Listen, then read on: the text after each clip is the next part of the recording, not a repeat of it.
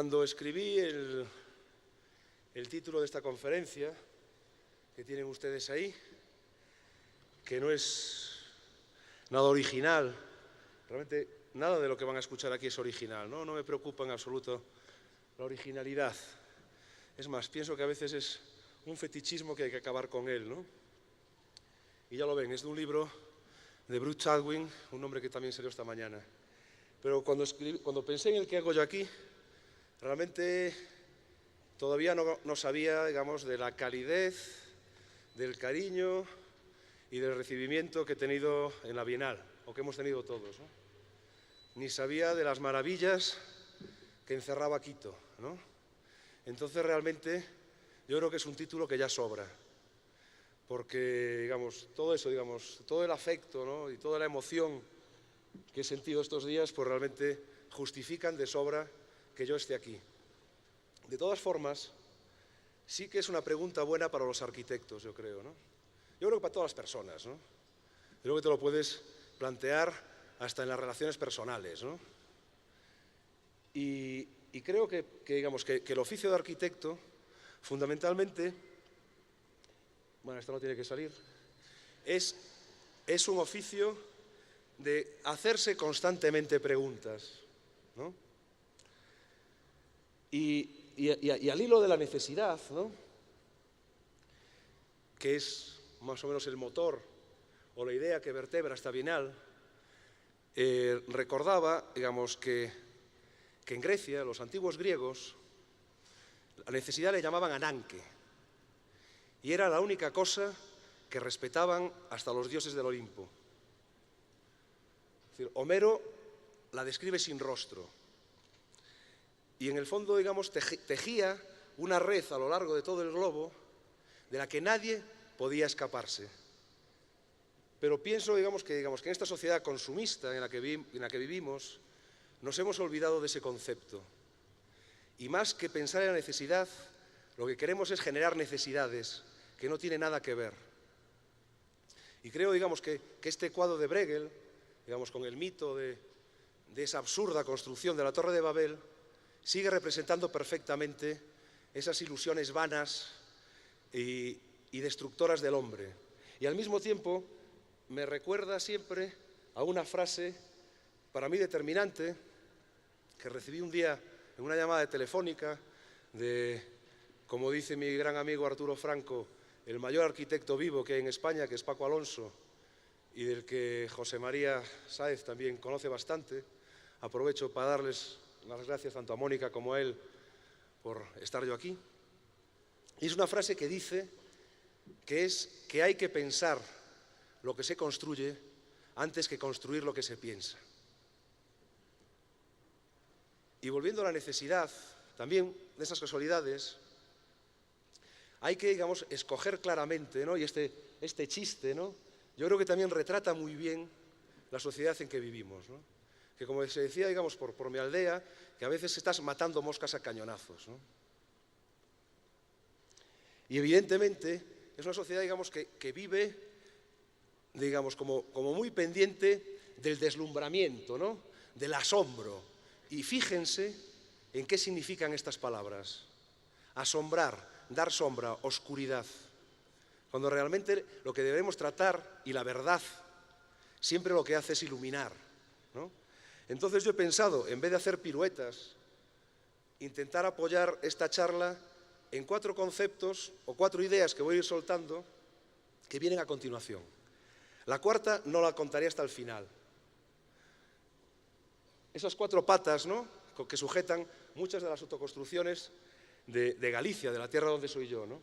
Y la primera fundamental, la gran idea, que es esta, que es el último escrito que tiene Le Corbusier encima de la mesa y que significa: nada es transmisible salvo el pensamiento. Porque si cada día estoy más convencido, es que la arquitectura, la buena arquitectura, es siempre pensamiento construido. Otra frase que a mí, digamos, me parece muy importante, que es de Solano Benítez, Gabinete de Arquitectura. He preferido poner una obra que su cara, que ya la van a aguantar el próximo viernes, que dice que los arquitectos somos expertos en hacer lo que no sabemos hacer. Y para mí, tal como entiendo este principio de una frase que continúa y que yo no voy a continuar, da de lleno en uno de los también, creo que, grandes males de esta sociedad, que todavía se sigue creyendo en la especialización.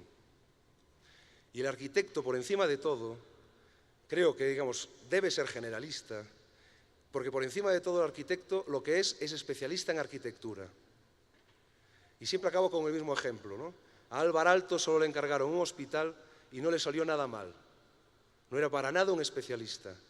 En ese momento lo que pensó fue en el enfermo, en ser enfermo, ¿no? Bueno, nada. Y este dibujo de Steinberg, que realmente yo creo que describe perfectamente lo que es nuestro oficio.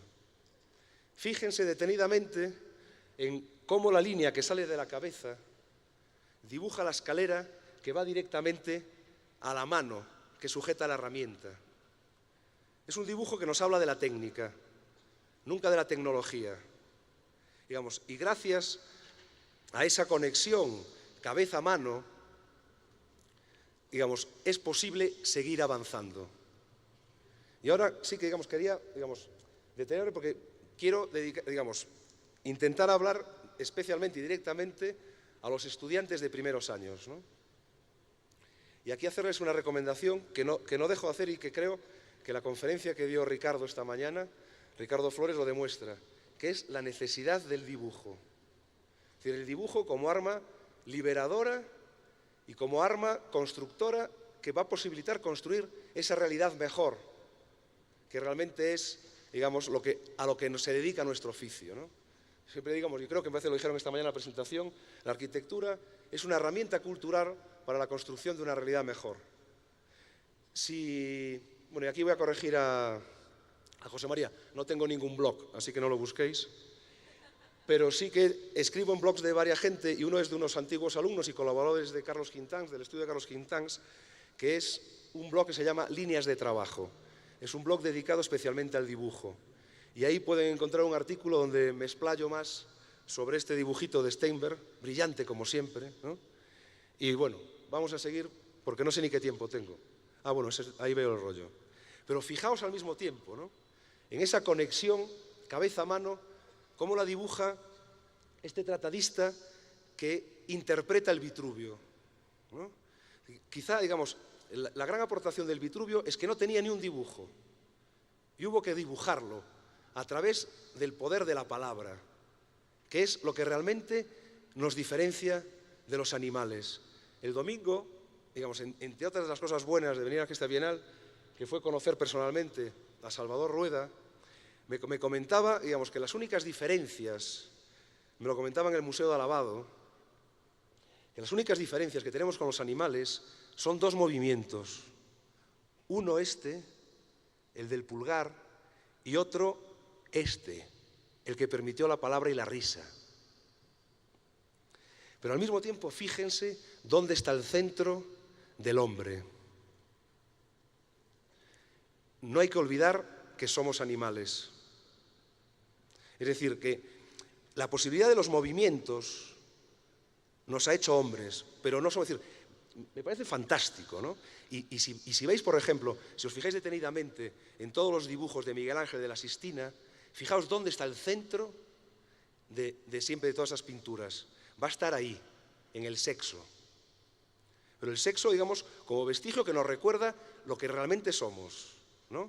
Y por eso siempre pienso, ¿por qué cuando un pájaro construye un nido es naturaleza y cuando un hombre construye su casa no lo es? Personalmente niego esa diferencia, ¿no? Y esta va a ser la cuarta foto que no voy a explicar y cuando ustedes la vean saben que voy a acabar, ¿no? O el que esté durmiendo sabe que va a escuchar aplausos, ¿no? Y que va a despertar. Es una foto de Sergio Larraín, pero que claramente tiene mucha conexión con las imágenes que acabo de pasar hace un ratito, ¿no? Esta foto, que sale en el libro Aircraft de Le Corbusier, también para mí representa lo que significa el acto de proyecto.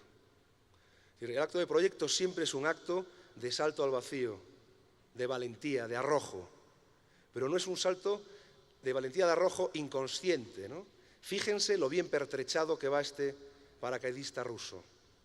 Es decir, las botas, el casco, las gafas que no se ven, los arneses, bien enganchado el paracaídas, que ahí yo identifico, digamos, siempre, digamos, para mí es la imagen de lo que significa la tradición moderna, la tradición del movimiento moderno, ¿no? Que es sentido de la historia, reconocimiento de la ética del oficio, perdón, me estoy poniendo nervioso, de reconocimiento de la técnica y la ética del oficio. Y cuando os decía, digamos, de preguntas, en el fondo, digamos, Borges, que es uno de mis maestros, decía un momento, digamos, que hay un escritor, Tomás de Quincy, que dice, digamos, que no hay necesidad de hacerse nuevas preguntas, sino de buscar nuevas respuestas. Pero, Borges apostilla, yo realmente lo único que puedo ofrecerle es perplejidades clásicas, porque en el fondo, digamos, esa idea de progreso lineal, creo que, digamos, ya después de la Segunda Guerra Mundial y la barbarie que significó, nadie nos la creemos. El hombre ha sido siempre y siempre será hombre, pero evidentemente siempre habrá de seguir adelante. Hay unos versos que siempre repito y siempre escribo, que son unos versos de Basó, un poeta chino, que dice: no sigas las huellas de los antiguos, busca lo que ellos buscaron. Para mí representa claramente, digamos, el esfuerzo de la historia del hombre. Y en cuanto a la definición de arquitecto, yo creo que es que baila entre estos dos personajes. Este es Alberti y este es Andrea Palladio, pintado por el Greco, ¿no? Alberti llega a la arquitectura, y lo reconoce siempre como un hecho físico, a través del estudio de la filosofía, de la palabra. Palladio llega de la mano de obra. Digamos, era un pequeño cantero que un mecenas le da las posibilidades de estudiar y desarrollarse, y llega otra vez, digamos, en el fondo, digamos, desde distintos puntos de vista, llegan siempre y convergen en el mismo lugar, que va a ser lo que voy a tratar yo de explicar en esta conferencia, o por lo menos en el lugar donde yo quiero moverme como arquitecto. Yo vengo de aquí. A ver si funciona el ratón. Yo vengo de aquí. Esta es mi tierra, ¿no? Aquí tiene la península ibérica, España, pero yo vengo de aquí, justo de aquí. Y ustedes están acá, ¿no? Siempre que veo este mapa, que me encanta, y aunque no sea en los Pirineos, recuerdo aquella novela de José Saramago, La balsa de piedra, ¿no? Que es una novela que parte de la imaginación, donde la península ibérica empieza a resquebrajarse por los Pirineos y va buscando su sitio natural, que es chocar con América. Y lo digo esto porque, digamos, esta tierra de aquí, que es la tierra de mis abuelos, mis bisabuelos, inevitablemente, digamos, yo soy cuarta generación de migrantes, ¿no? Es decir, digamos, me siento aquí casi como en mi casa. Mis abuelos se casaron aquí, mis padres y mis hermanos nacieron aquí, mis primas nacieron por aquí, y realmente me siento muy próximo, ¿no? Y me gusta mucho esa idea de Saramago de poder desplazarse. Y ahora les voy a enseñar un poquito, digamos, de cómo fue mi tierra. Más bien la tierra donde yo me crié. Ha desaparecido. Digamos, Galicia era un terreno eminentemente rural, absolutamente rural, y se ha ido convirtiendo en una sociedad urbana, ¿no? Pero yo tuve la suerte o el privilegio de vivir esto que ustedes ven y de sentirlo. Y creo, digamos, que procuro no olvidar jamás, digamos, que estas son mis raíces, y de ahí intento extraer todo. Pero fíjense también en cómo este mundo, sobre todo en esta fotografía, digamos, hace consciente, digamos, que las cosas se fabrican, se hacen, se construyen. Es decir, puede sentir el peso de cada una de esas piedras, cómo se han ido depositando unas sobre otras, siempre con el esfuerzo detrás de la construcción. Entonces, no entiendo ninguna separación entre lo que puede ser arquitectura y construcción. Aparte, un mundo, fijaos, ¿no? Donde, a ver, perdón con el ratón, donde los tiempos se mezclan sin ningún pudor, ¿no? donde no hay correlación de tiempo, simplemente, digamos, la vida sigue fluyendo, ¿no? Y aparte, digamos, ontológicamente para la arquitectura, eso es muy importante. La vida siempre está inacabada. Entonces siempre tenemos posibilidad de construir. O de construir una realidad mejor, vuelvo a insistir, ¿no? Fijaos cómo, por ejemplo, este gran dintel de piedra, ¿no? Es decir, que como sabéis, la piedra trabaja a mala flexión, ha roto y sin querer se ha convertido en arco. Yo creo, viendo esta foto, creo, digamos, que el arco debió de nacer así, ¿no? Hay si imagino que ustedes habrán leído, y si no, os lo recomiendo, no se lo recomiendo, que son las ciudades invisibles de un gran escritor italiano, nacido, por cierto, en La Habana, Italo Calvino. Y hay un momento dado donde el personaje es Marco Polo, que va contando pues, sus batallas de sus viajes, ¿no? Y se las va contando al Khan, a Kublai Khan. Y hay un momento dado que le pregunta al Khan: mira el puente, con todas sus dovelas, ¿cuál es la más importante? ¿Cuáles creen que es la más importante? Probablemente estén pensando en la clave. Pues no, todas son importantes, no podemos sacar ninguna de ellas.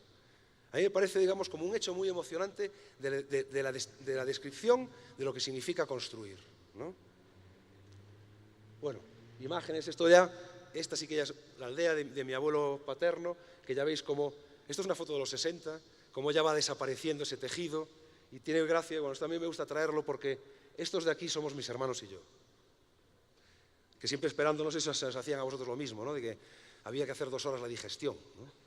Y siempre estabas preguntando: mamá, ¿qué hora es? Las 6 menos 10, tal, las 6 menos 5, tal. Y un día cuando la encontré fue emocionante, ¿no? Me la encontré en una librería de viejo, pero bueno, nada. Estos son como una especie de, como los toreros que llevan ahí, ¿no?, en su altar sus imágenes, ¿no?, que te acompañan, ¿no?, y que te hacen sentir a gusto, y para mí uno es Adolf Loos, ¿no? Y siempre recuerdo un cuento, recomiendo leerlo profundamente a Loos, y hay un cuento que es el cuento del talabartero. El talabartero es aquel que se dedica al trabajo del cuero, ¿no?, y el que hace sillas de montar a caballo. Entonces, en una escuela de Viena, de arquitectura, ponen como ejercicio hacer una silla de montar. Se hacen 49, 5 ya solamente las hace el profesor.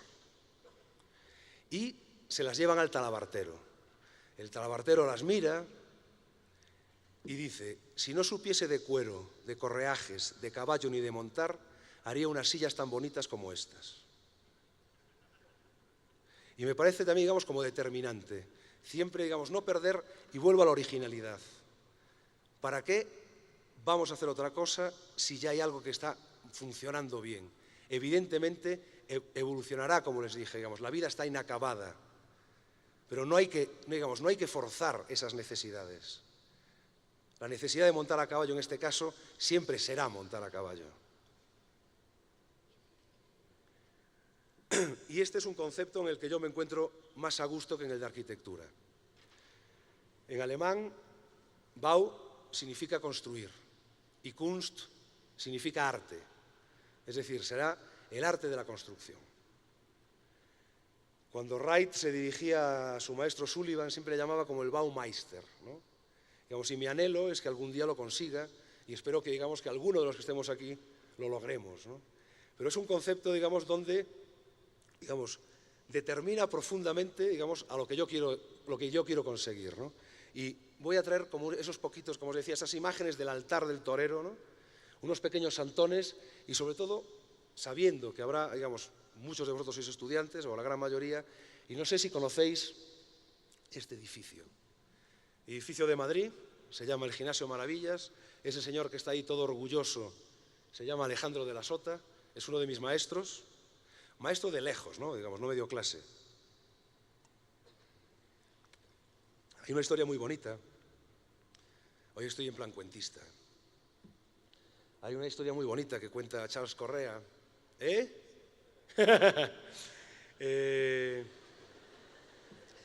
cuenta Charles Correa, que van dos brahmanes, como sabéis, en la cultura india los brahmas son los príncipes, los guerreros, van de caza, y hay un perro que anda siempre jodiendo, ladrando todo el rato, ¿no?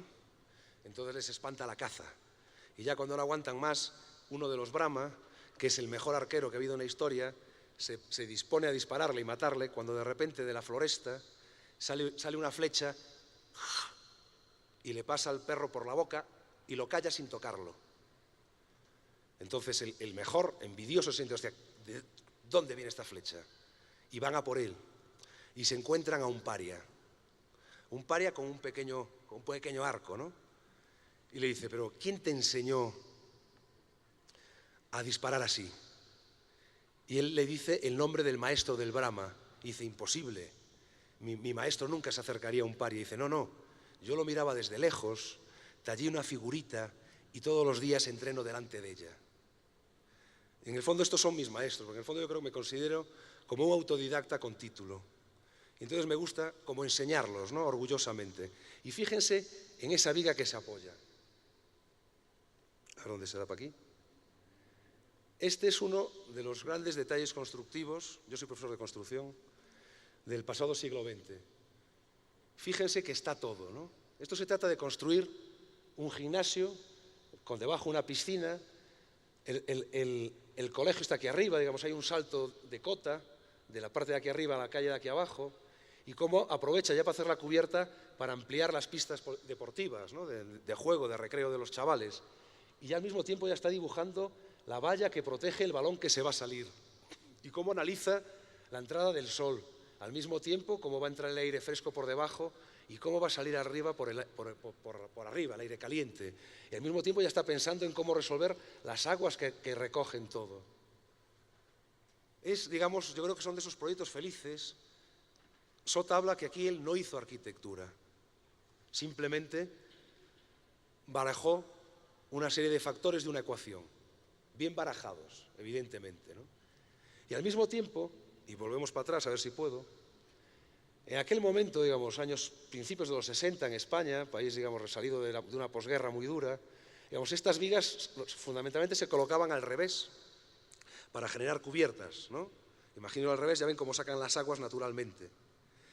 Pero, digamos, yo creo que aquí lo que se enseña Sota es esa cosa fundamental que tiene que tener el arquitecto, que es saber mirar para darle la vuelta a las cosas. Y cuando le da la vuelta a estas cosas, ahí lo tienen, ¿no? El gimnasio, la panza, cómo se reviste con aislamiento, digamos, con acondicionamiento acústico, para que el sonido sea bueno y no haya los rebotes que tenemos aquí, por ejemplo. Pero fíjense que al darle la vuelta, lo que aparece, le regala, digamos, un proyecto siempre tiene que ser generoso, ¿no? Humilde y generoso. No hay generosidad sin humildad, ¿no? Y como, digamos, en ese dar vuelta, y vuelve para atrás, aparecen, a ver si sé, ¿no? Tienen ahí esas aulas, que no estaban previstas en programa, ¿no? Y ahí están, ¿no? Y me gusta este dibujito de aquí, ¿no? Digamos, esa indiferencia por el detalle, cuando hace un dibujito y dice, vale, ala, ya podemos seguir, ¿no? Y lo dejamos en la obra. Yo me imagino, yo llego a hacer esta obra, estaría de un orgulloso ahí subido al andamio, ¿no? Y esto, la pala de Breda, que también siempre paseo conmigo, un cuadro de Piero de la Francesca, creo del 1472 o por ahí, también llamado la Santa Conversación, representa para mí la definición del objeto de la arquitectura. Porque si les dijese cuál es el objeto de la arquitectura, ¿qué dirían ustedes? Probablemente el hombre o el ser humano. Me gustó esa corrección que hizo el otro día Salvador Rueda en su conferencia. Pero no. El objeto de la arquitectura son los actos del ser humano. La arquitectura es la que posibilita, sugiere, impulsa, y todos los verbos que quieran ponerle usted detrás, los actos del hombre. Pero fijémonos, vamos a coger un detalle, porque ahí también nos describe las dos únicas herramientas que tenemos como arquitectos. Al margen de toda la simbología cristiana que tiene ahí, que son la geometría y la gravedad. Esto me lo encontré una vez yendo en carro por Marruecos. Es un palleiro, no sé cómo se diría en español, no sé si es gallego lo de palleiro, bueno, esa acumulación de pasto para que coma el ganado. se clava alrededor de una asta vertical, pero para que no se la lleve el viento, lo que han hecho es atar unos cabos, unas cuerdas con unos pesos arriba y directamente se forma como magia una cúpula perfecta. La gravedad y la geometría. Esto también es otro de mis santones. Es un libro de un matemático de principios del siglo XX que intenta analizar el crecimiento de las estructuras del ser vivo. Me hubiese gustado traer las conchas que he recogido arriba por las playas de Esmeralda, ¿no? Pero, es decir, si os dais cuenta, digamos, aquí detrás, ¿no?, de estas conchas, que todas distintas y todas iguales, siempre está la geometría. Esto es un logaritmo que define y construye a todos y cada uno de estos bichos. Y al mismo tiempo nos puede dar alas para construir, como les dio a George Utzon, ¿no? Que donde el gran problema para construir la ópera de Sydney, y preferiría hablar de la ópera de Sydney que de mi obra, que luego voy a abrir después, de una nada más, fue cómo meter en geometría estas conchas. Y miren qué fácil. Se dicen que fue cortando una naranja. Se dio cuenta que en un casquete de esfera estaban sus queridas conchas. Entonces, al tener claramente una geometría tan clara, podía ser prefabricado y construido. Ahí las tienen.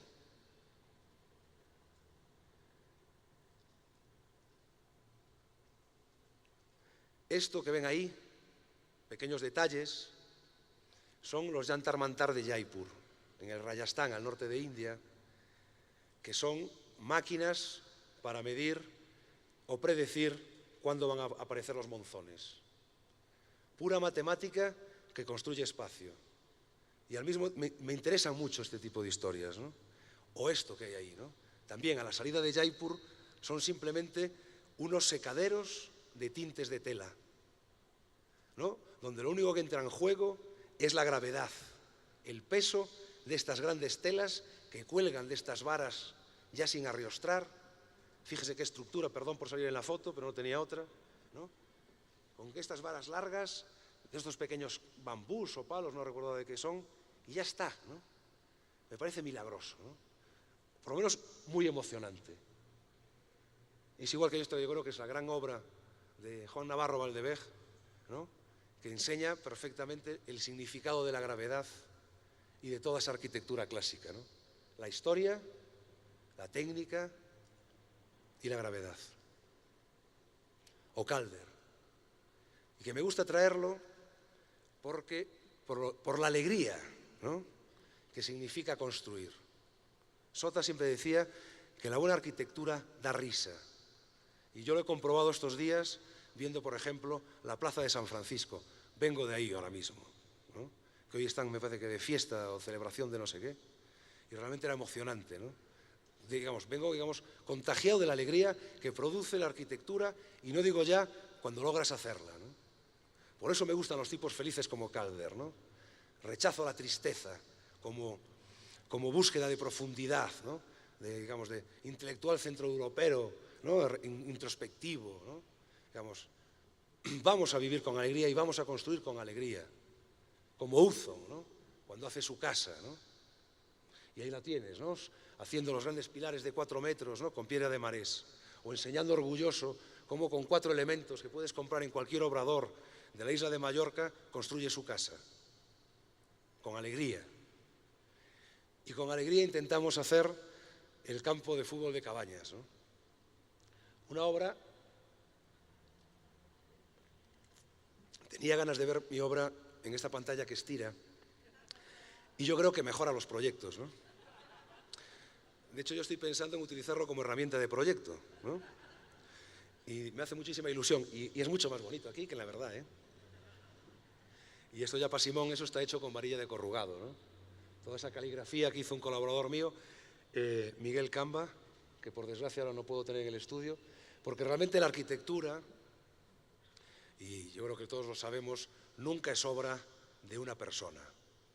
Es un conjunto de esfuerzos y de ilusiones de muchos.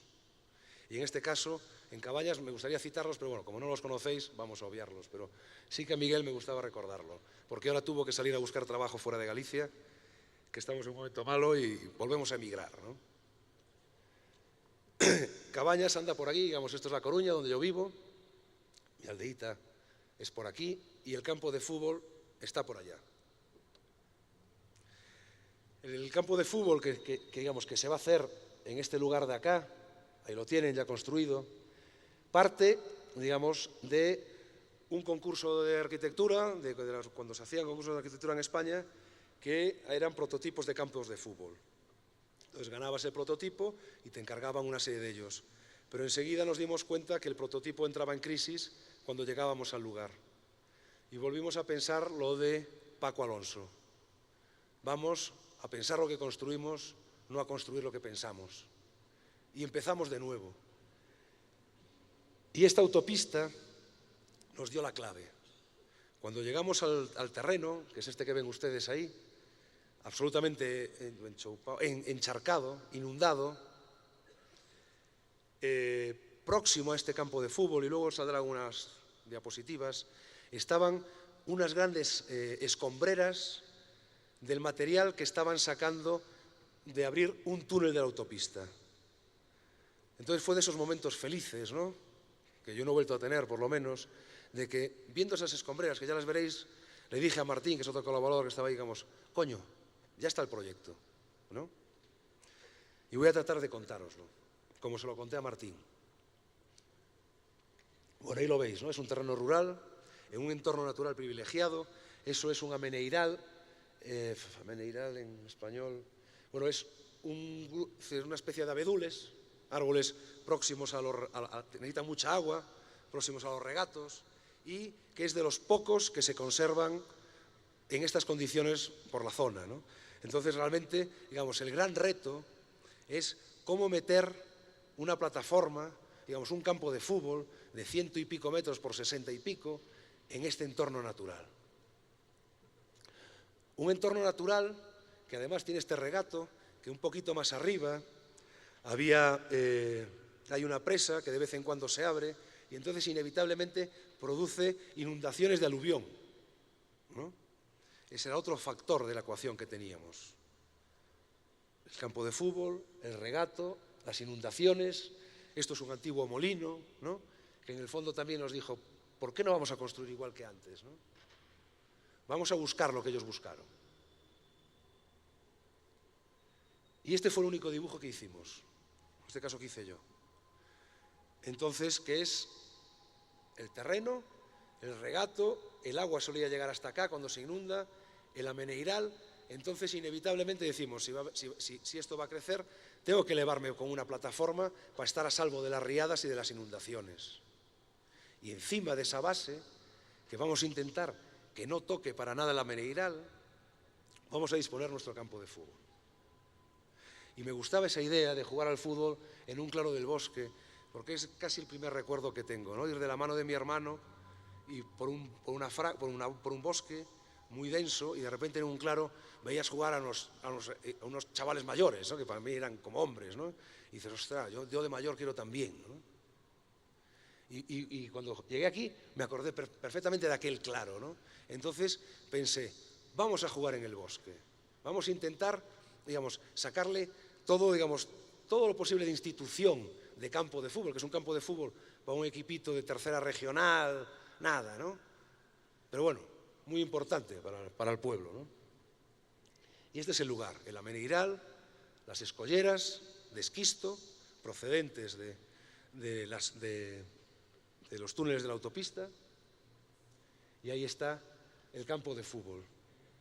El presupuesto que teníamos era muy bajo, muy bajo, pero encima el construir la plataforma nos consumía el 40% y no conseguimos ningún modificado. Entonces, al final fue un proyecto donde hubo que empezar a sacar todo lo posible. No sé si se recuerdan la película de los hermanos Marx en el oeste, cuando van en el tren y van quemando el propio tren para seguir avanzando y dice Groucho, más madera, ¿no? Pues este proyecto fue igual, ¿no? Fue una necesidad de ir sacando cosas para poder llegar al final y que la gente pudiese jugar al fútbol, ¿no? pero al mismo tiempo sacarlo con visión, ¿no?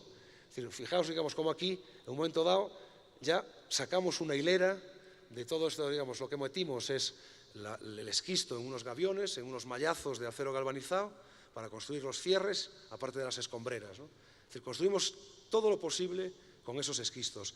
Y aquí sacando uno, porque realmente nos dábamos cuenta que realmente ya el fondo nos lo ponía el bosque.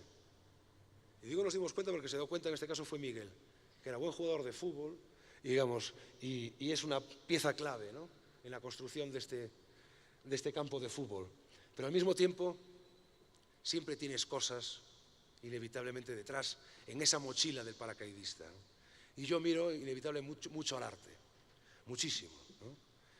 No tanto, digamos, vuelvo al mismo, que es como para imitarlo, sino para intentar leer lo que me quiere decir, ¿no? Y aquí, inevitablemente, Giacometti habla de los límites. Y pensando también, no sé si se ve bien, y les preguntaría si saben qué es eso, y esto es una plantación de algas en Bali. Estos señores van con un flotador, ¿no?, y van sembrando, cosechando, haciendo sus labores del campo, ¿no? Y evidentemente esto es un espacio natural. Galicia es un territorio absolutamente construido por el hombre. Es decir, lo ha explotado y, digamos, ha generado naturaleza.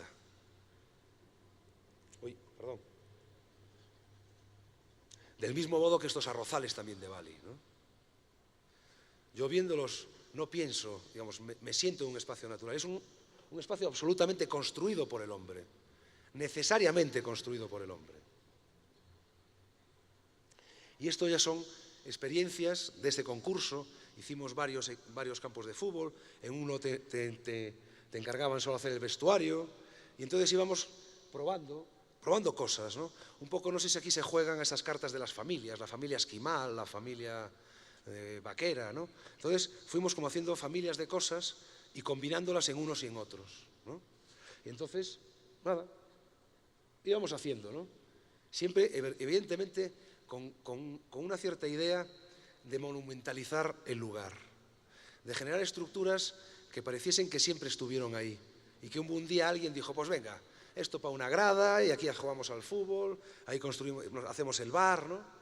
Digamos, que en el momento que desapareciese el campo de fútbol, aquello quedase ahí, ¿no?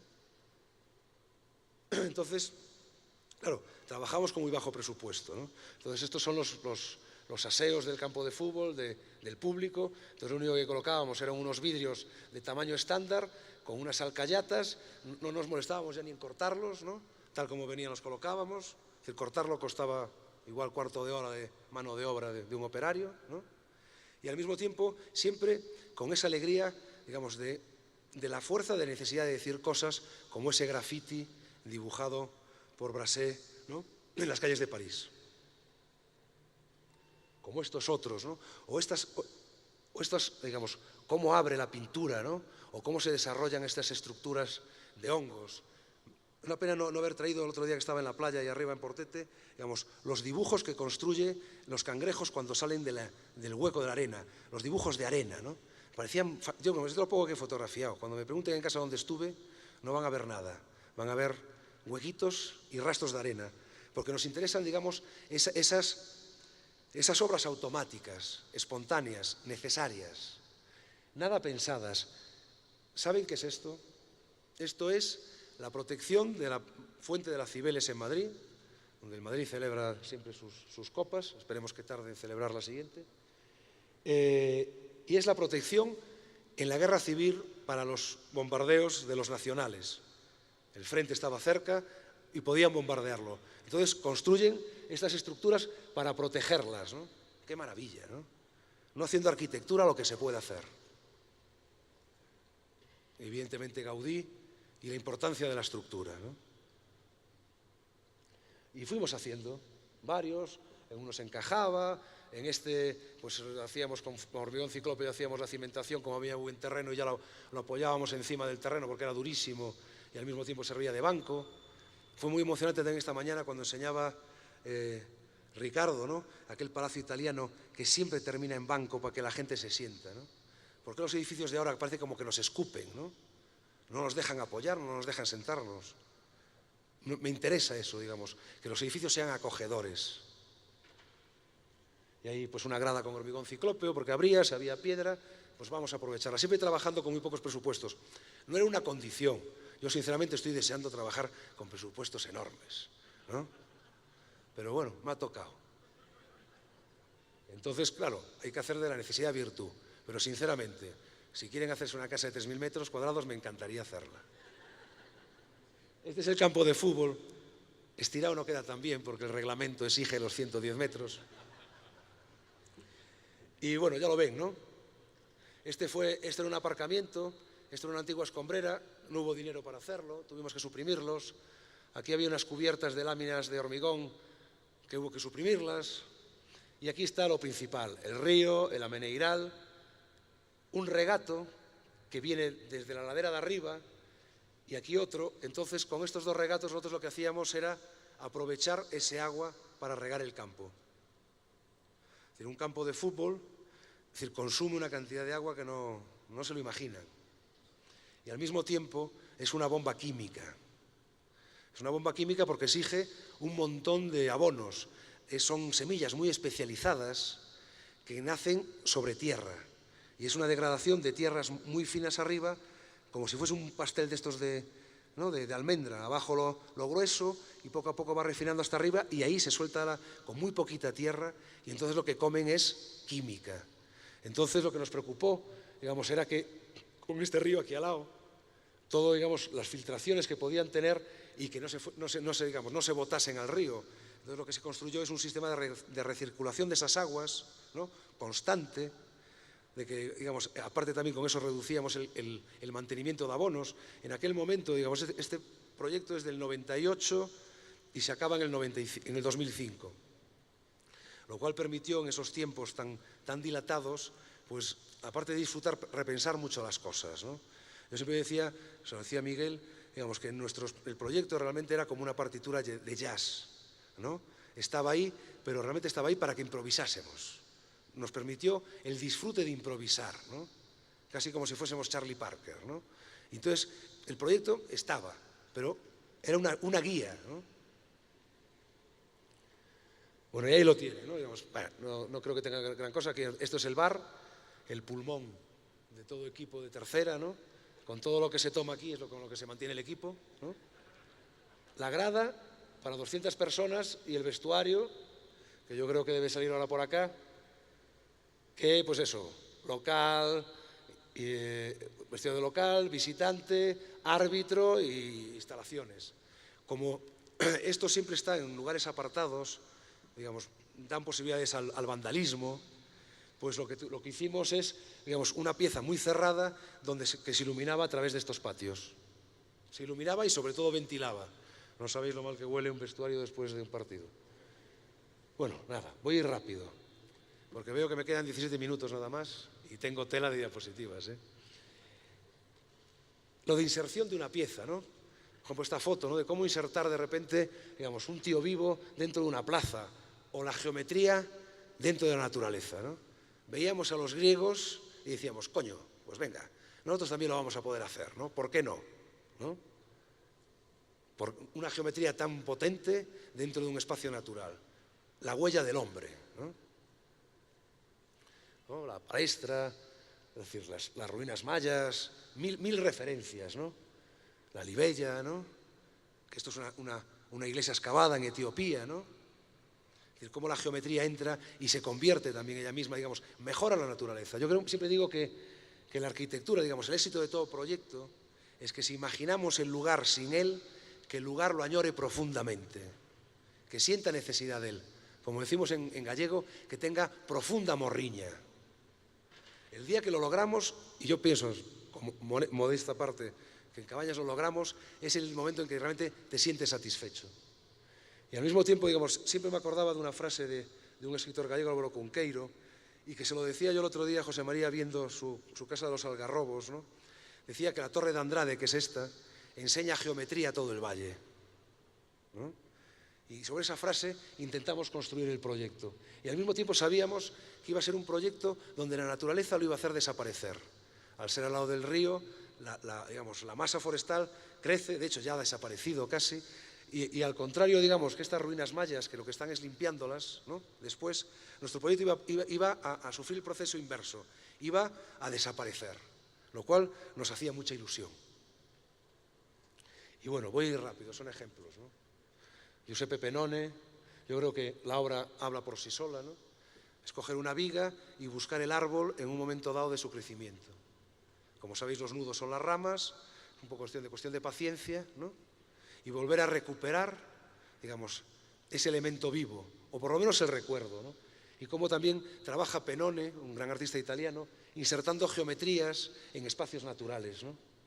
O cómo estas casas irlandesas, hay una de mis películas favoritas, que es The Quiet Man, de John Ford, El hombre tranquilo, con John Wayne, ¿no? En Irlanda, que es un emigrante gringo irlandés que vuelve a su pueblo y está sachando la tierra y dice, cada vez digamos que con la azada daba en la tierra, sacaba una piedra y dice, ahora entiendo por qué hay tantos muros, ¿no? Y entonces empezamos a mirar estas ruinas irlandesas y nos daban, digamos, como una pauta, digamos, de seguridad, ¿no? Que en el fondo es como yo creo que hay que entender la historia de la arquitectura, ¿no? Es la oportunidad que nos han dado nuestros compañeros anteriores de enfrentarse a problemas muy similares y nosotros aprender de ellos. Hay unos versos de San Juan, del Evangelio, que dice, unos se fatigaron y vosotros os aprovecháis de sus fatigas. Yo eso considero que es la historia y la civilización. Y nosotros tenemos que ser conscientes que de nuestro trabajo y de nuestro hacer se tienen que aprovechar los que vienen detrás.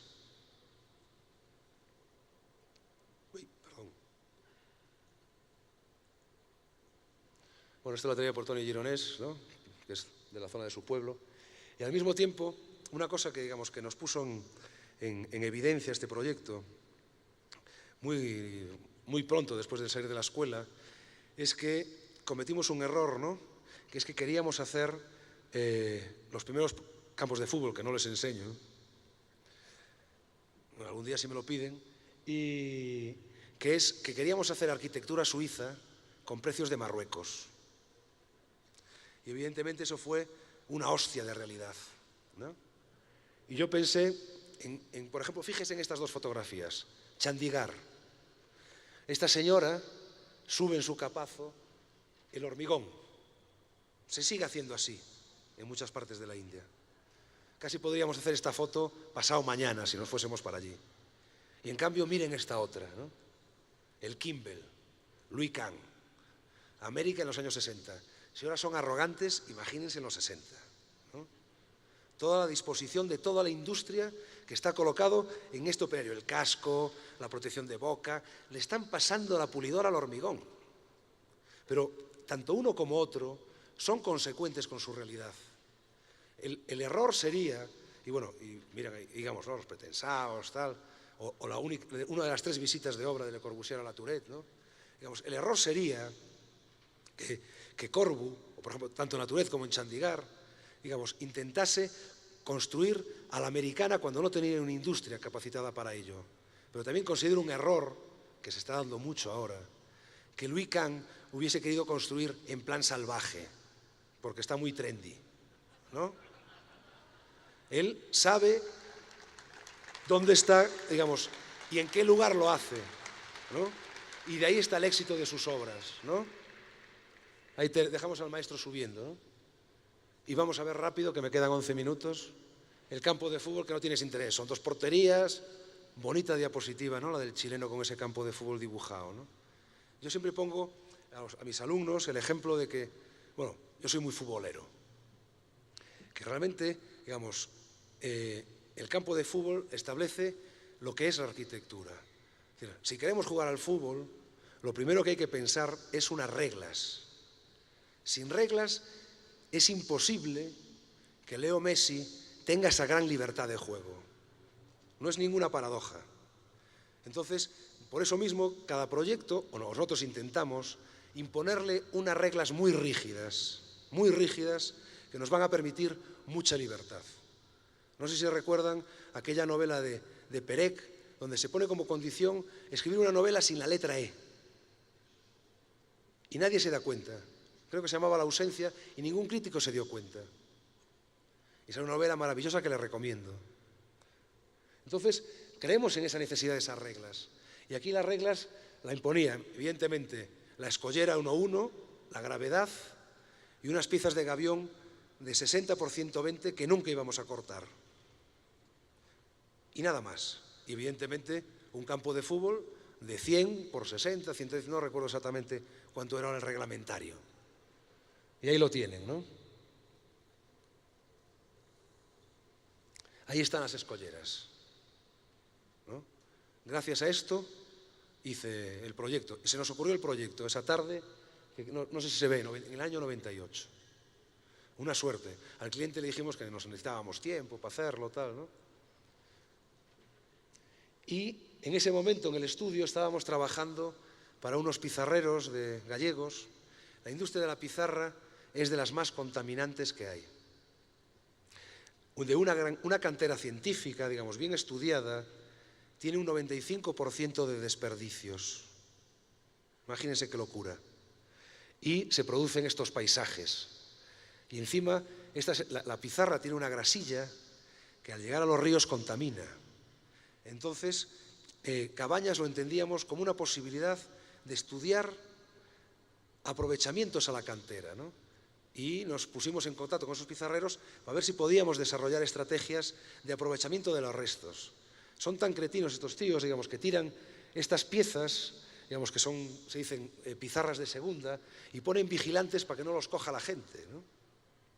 Entonces, cuando les ofrecimos todo un plan de aprovechamiento, no crean que llegábamos a mucho más, llegábamos a un 92%, 91%, podíamos haber llegado al 80% si lográbamos hacer bases para asfaltos, ¿no? Con unas granometrías muy especiales, pero bueno, en ese momento ellos prefirieron comprar canteras en Brasil y en China, ¿no? Porque realmente las canteras a cielo abierto, por el problema medioambiental, en Europa tarde o temprano se van a prohibir. Se han prohibido en Escocia, en muchos sitios, a nosotros todavía no, porque todavía somos un país, digamos, si nos quitaban estos, saca 60.000 puestos de trabajo y puede ser brutal, pero había que estar pensando que eso tenía que pasar.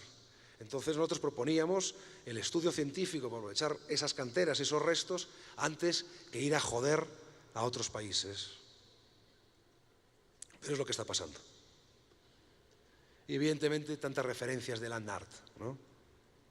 Por todas conocidas, y no me voy a parar, ¿no? Entendíamos realmente nuestra pieza como algo, vuelvo a decir, en el fondo nos hacía la ilusión que alguien descubriese este sitio y dijese, pues aquí se puede jugar al fútbol, ¿no? Una manera de pensar el proyecto. A pesar de esas reglas muy rígidas, digamos, introducir la poesía tan necesaria, ¿no? Es decir, lograr, digamos, poetizar los momentos de la comunidad, como puede ser el hecho de jugar y ver jugar al fútbol. Y nada, ahí está el campo, ¿no?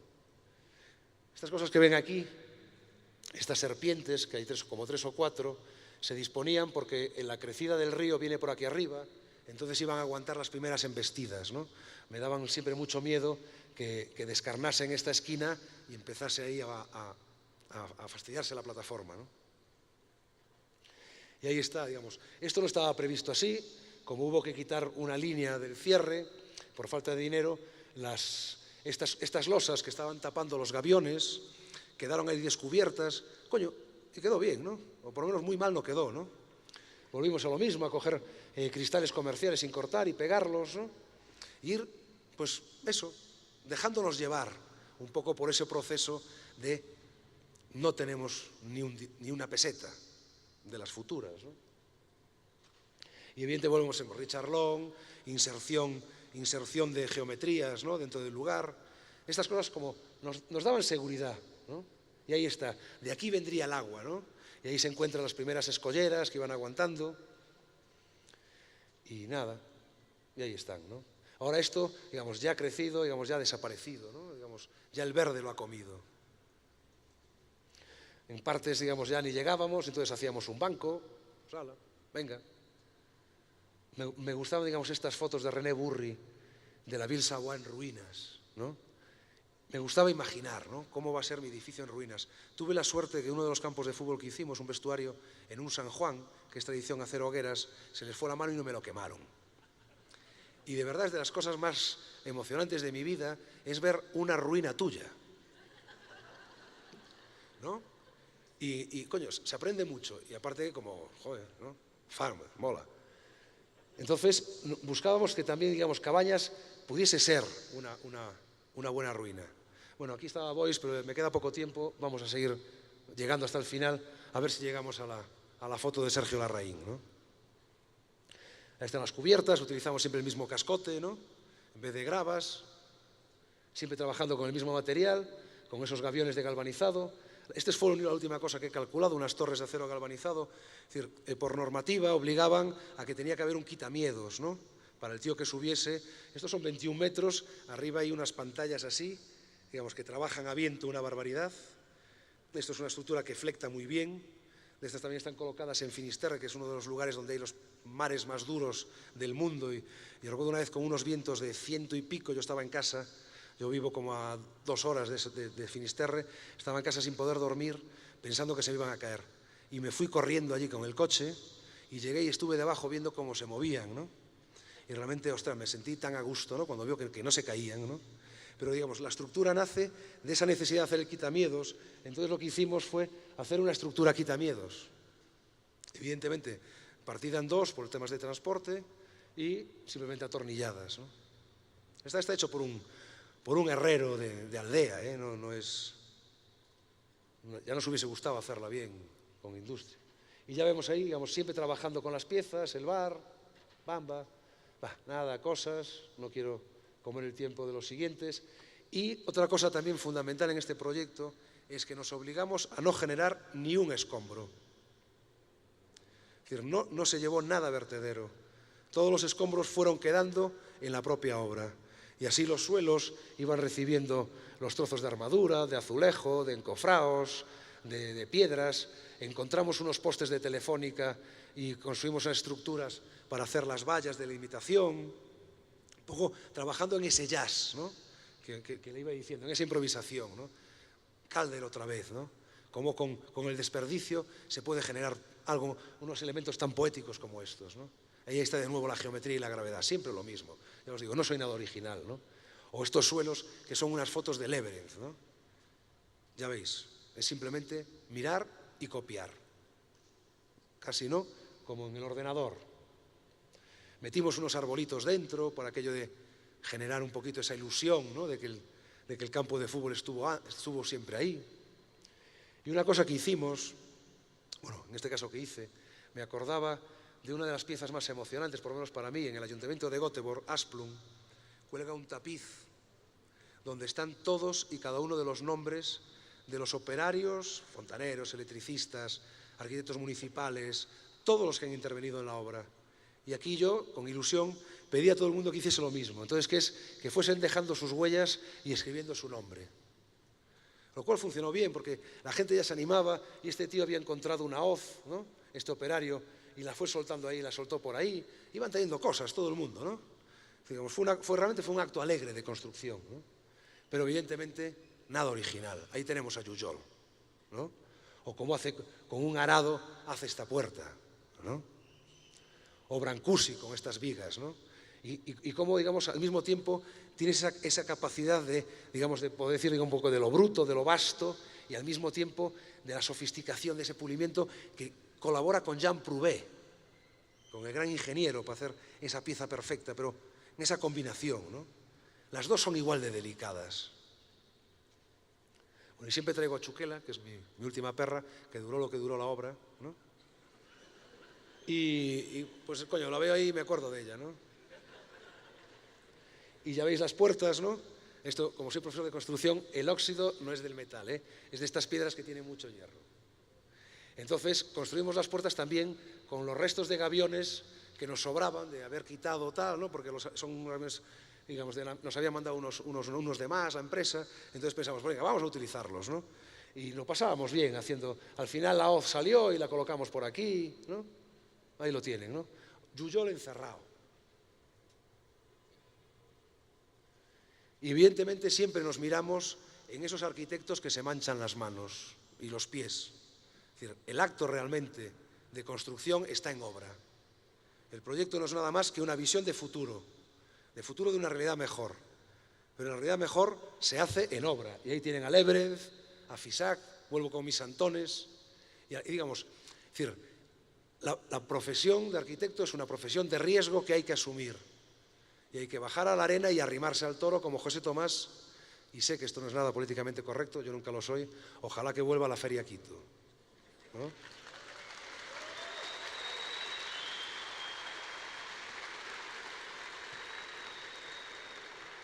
Y nada, sigue el campo de fútbol dentro, tonterías. El azulejo se ponía así porque esto lo hice con unos operarios que hacían carreteras. Fue el primer hormigón armado que hicieron. Fue el primer azulejo que colocaron. Entonces los colocamos así, a matajunta, porque no sabían hacer una línea recta. Entonces aprovechamos, ¿no? Y quedó guay, ¿no? Y eso, con los redondos, pues también hicimos los percheros, pintamos de oro. En aquel momento el oro, cuando fui a la tienda del pueblo y mire, me da oro, y dice, joder, pues que no tenemos, que solo lo usamos para Navidad, para las piñas, ¿no? Para pintar de dorado, ¿no? Entonces al final fuimos comprando por ahí unos toros y lo fuimos pintando. Y ahí íbamos buscando cosas. Entonces para los percheros lo que colocamos fueron redondos con las tapas de unas sillas que habíamos encontrado en el vertedero, ¿no? Sí, ya lo estoy viendo. Me dicen que me vaya. Bueno, nada, que no soy nada original. Lebrez, tal, no sé qué. Y bueno, nada, nos vamos. Me quiero ir con esta foto de Sergio Larraín, ¿no? Porque realmente ustedes conocen esas piedras, ¿no? Que ya saben que son tan, digamos, tienen tantos recortes, no solamente en la cara, sino también por dentro, ¿no? Es un perfecto Tetris, ¿no? Maravilloso, pero lo que demuestra es que inevitablemente todo está hecho por esa mano del hombre, ¿no? Que sabiamente coloca ahí. Y al mismo tiempo deja ver esos restos que quedaron del lugar por donde enganchaban las piedras, donde se colocaban las cuerdas y los cabos, y hace ver ese esfuerzo de la construcción, que es en el realmente, digamos, donde yo me identifico. Y muchas gracias. Chao.